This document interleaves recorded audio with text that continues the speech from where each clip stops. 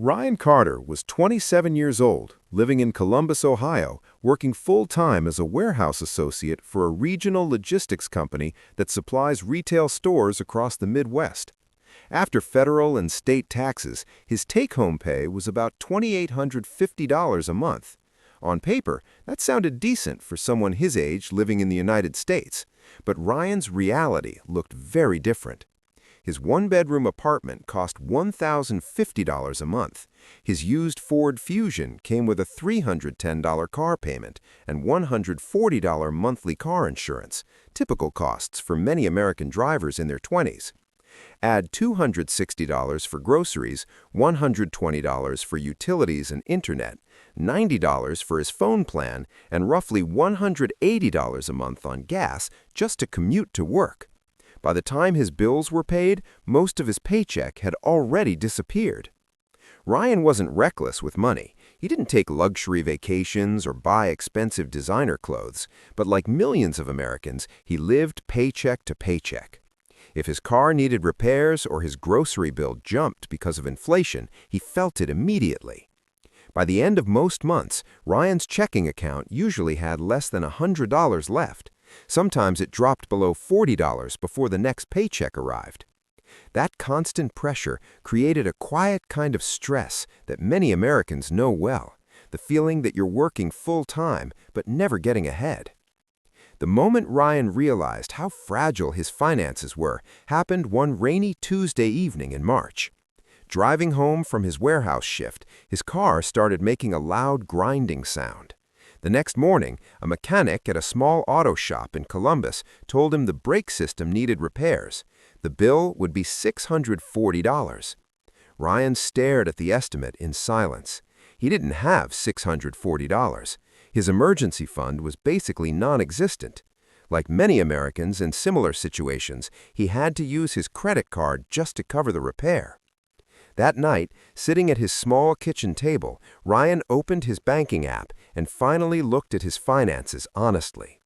The numbers told a simple story. His income was steady, but his spending had no structure. Small leaks were everywhere. $75 a month on streaming subscriptions, $140 eating out with coworkers after late shifts, $60 here and there on random online purchases. None of those expenses felt huge individually, but together they drained hundreds of dollars each month. Ryan didn't try to fix everything overnight. Instead, he did something simple but powerful. He tracked every dollar he spent for the next 2 weeks. Using a budgeting app commonly used in the United States, he categorized each expense: housing, transportation, food, utilities, and discretionary spending. The results surprised him. He was spending nearly $420 every month on non-essential things he barely noticed. Rather than cutting everything completely, Ryan made a realistic plan. He canceled 3 streaming services and kept only one, saving about $45 a month. He reduced eating out from 4 times a week to once a week, saving roughly $90. He switched his phone plan to a cheaper provider that many Americans use for budget mobile service, saving another $25. Within 1 week, Ryan had created nearly $160 in breathing room without increasing his income at all. But Ryan knew cutting expenses alone would not solve the real problem. Even with those changes, he would still be living too close to the edge financially. So he looked for ways to increase income without quitting his job. Like many Americans in cities across the country, he turned to the gig economy. Ryan signed up for DoorDash and Uber Eats, choosing to work 2 evenings during the week and part of Saturday afternoon. At first, the extra work felt tiring. After spending 8 hours lifting boxes at the warehouse, driving around delivering food wasn't glamorous, but the income was immediate. In his first month, Ryan earned about $620 after gas expenses.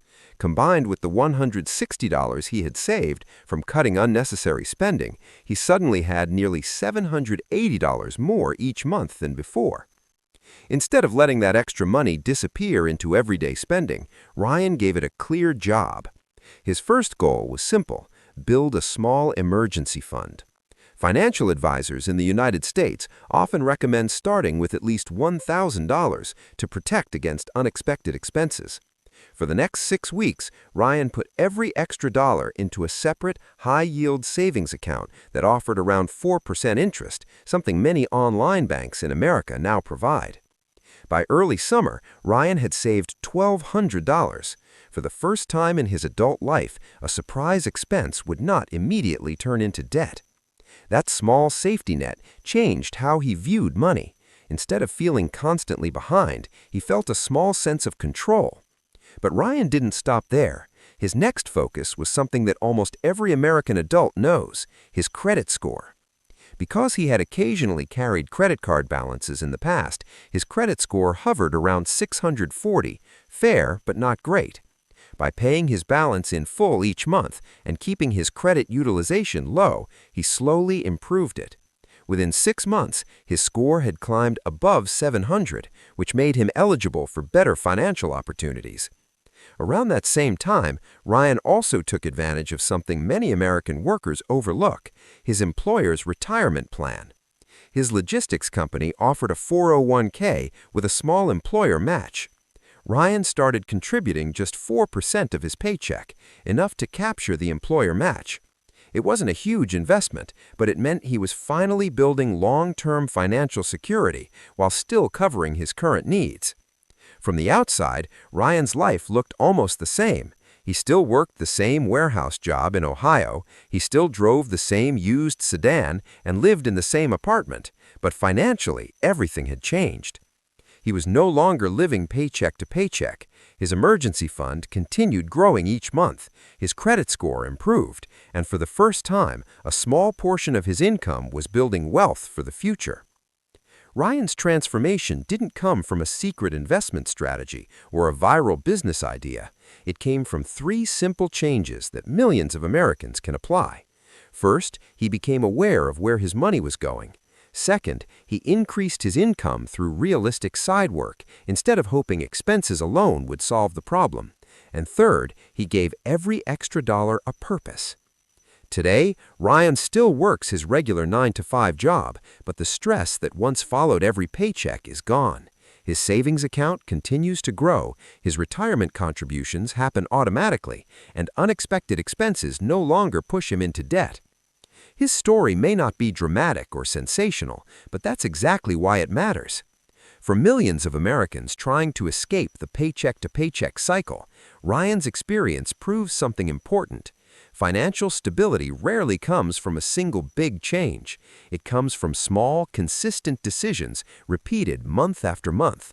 And sometimes that steady progress is enough to completely change the direction of your life.